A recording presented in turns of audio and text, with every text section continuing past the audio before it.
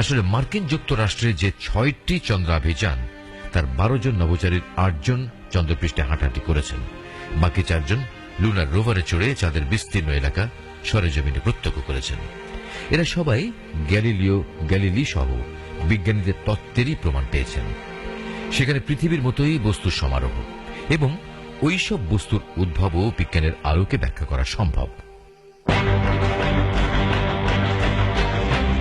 সৌরজগতের গ্রহগুলোর মধ্যে পৃথিবীর সঙ্গে মঙ্গল গ্রহে রয়েছে অনেক মিল।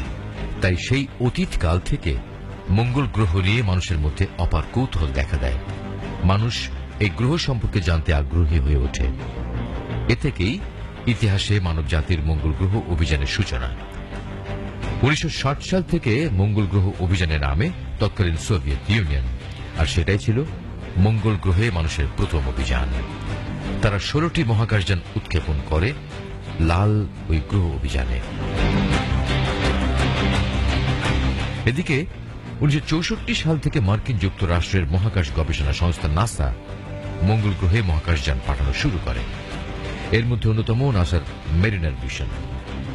মেরিনার মিশন থেকেই মানুষ মঙ্গল গ্রহের ভূমি ও আবহাওয়া সম্পর্কে প্রথম জানতে পারে।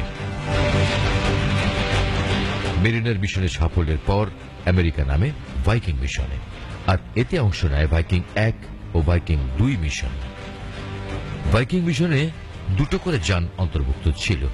এর একটি কক্ষপথে ঘুরে ঘুরে তথ্য সংগ্রহ করে থাকে, ওই যানকে বলা হয় অরবিটার।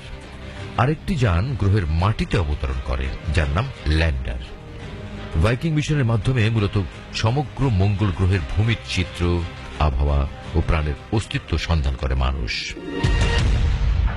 1996 সালের 2 ডিসেম্বর নাসা মঙ্গল গ্রহে মার্স পাথফাইন্ডার মহাকাশযান উৎক্ষেপণ করে। 7 মাসের ভ্রমণ শেষে ওই মহাকাশযান 1997 সালের জুলাই মাসে মঙ্গল পৃষ্ঠে পৌঁছয়।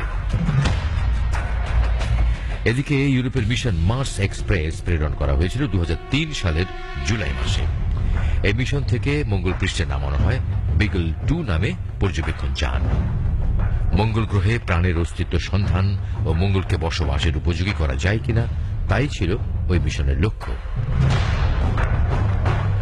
মঙ্গল গ্রহ অভিযানের সবচেয়ে আলোচিত মিশন হচ্ছে স্পিরিট ও অপরচুনিটি। 2003 সালে উৎক্ষেপণ করা এই 2টো মিশনের লক্ষ্য ছিল মঙ্গল গ্রহে পানির সন্ধান করা। এগুলোতে ছিল উন্নত মানের রোবোটিক ক্যামেরা। এই 2টো মিশন থেকে মঙ্গল গ্রহের অনেক দুর্লভ ছবি পৃথিবীতে প্রেরণ করা হয়, যা মঙ্গল গ্রহ সম্পর্কে বিজ্ঞানীদের ধারণাই পাল্টে দেয়। 2008 সালের 25 মে মঙ্গল গ্রহের ভূমিতে অবতরণ করে নাসার মহাকাশযান ফিনিক্স। মঙ্গল গ্রহের উত্তর মেরুর যে অঞ্চলে ফিনিক্স নেমেছে সেখানে আগে কোনো অবতরণ যান নামতে পারেনি, কারণ মঙ্গল গ্রহে প্রতিনিয়তই ধূলিঝড় লেগে থাকে। তাই মহাকাশযান অবতরণে অনুকূল আবহাওয়া ও সুবিধাজনক স্থান বেছে নিতে হয়। এদিকে মঙ্গল গ্রহে পৌঁছাতে ফিনিক্স পাড়ি দিয়েছে 68 কোটি কিলোমিটার পথ।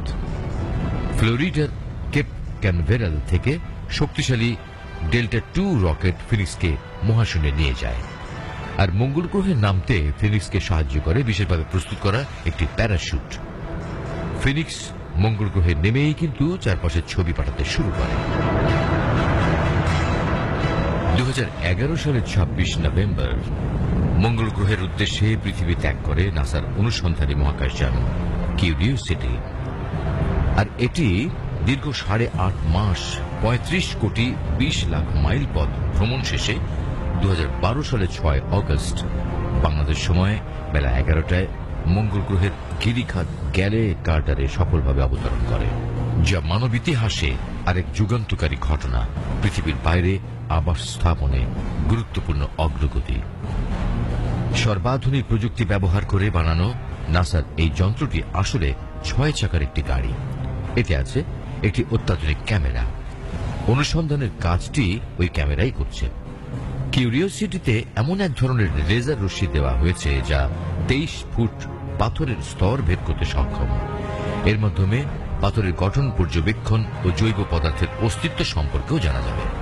আরও আছে মিথেন গ্যাস শনাক্তকরণ যন্ত্র, মঙ্গল গ্রহের তাপমাত্রা, আর্দ্রতা ও ও বায়ু পর্যবেক্ষণের জন্য আবহাওয়া স্টেশন এবং একটি রেডিও ডিটেক্টর। মঙ্গলের পথে 8.5 মাসের এই অভিযানেও কিউরিওসিটি মহাশূন্যের বিকিরণের উপর নানা তথ্য সংগ্রহ করেছিল। আর গত 6 আগস্ট মঙ্গল পৃষ্ঠে অবতরণের পর থেকে রোবটযান কিউরিওসিটি অবিরামভাবে তার কাজ চালিয়ে যাচ্ছে।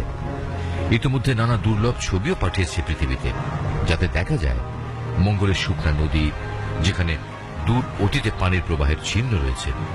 আমরা জানি পানির সঙ্গে প্রাণের সম্পর্ক রয়েছে, তাই বিজ্ঞানীরা ভাবছেন মঙ্গল গ্রহে কি দূর অতীতে প্রাণীর বিচরণ ছিল, যারা হারিয়ে গেছে অজানা কোনো কারণে।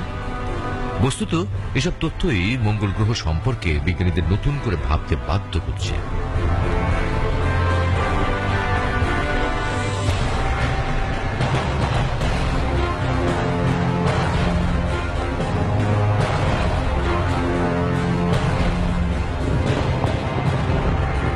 পৃথিবীর অনেক দেশ এখন মঙ্গল গ্রহ অভিযানে এগিয়ে আসছে, যেমন চীন ও রাশিয়াও যৌথভাবে মঙ্গলের উপগ্রহ ফোবস অভিযানের পরিকল্পনা করছে। মঙ্গল গ্রহ অভিযানে অংশ নেবে ভারত ও ব্রাজিল।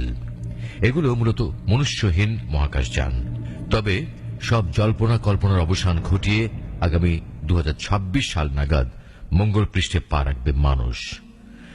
আসলে মঙ্গল পৃষ্ঠ মানুষের পদচিহ্নের জন্য অপেক্ষা করছে, আর লাল ওই গ্রহ হতে যাচ্ছে মানুষের দ্বিতীয় আবাসভূমি।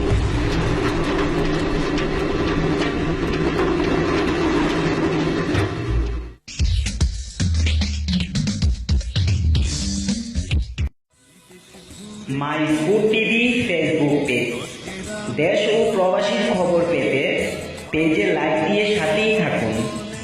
আপনার আশেপাশের খবরগুলো তুলে ধরতে মাই ফুড টিভি সব সময় পাশে থাকবে।